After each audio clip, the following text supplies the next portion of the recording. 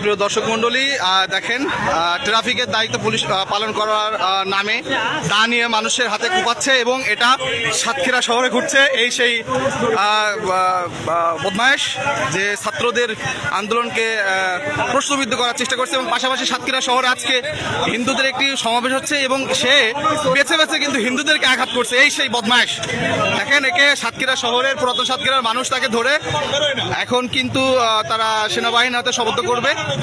অস্ত্রটা দেখি ভাইয়া, অস্ত্রটা একটু দেখান যে আসলে কিভাবে দিনের বেলা এখন দুপুর 2টা বাজে 3টা বাজে সেই মুহূর্তে হাত বাঁধেন এই অবস্থায় এই যে এইভাবে ট্রাফিক হেলমেট নাই এই বলে সে কিন্তু কতটা ধারালো অস্ত্র হলে এটা খুবই ধারালো মানতেছে না।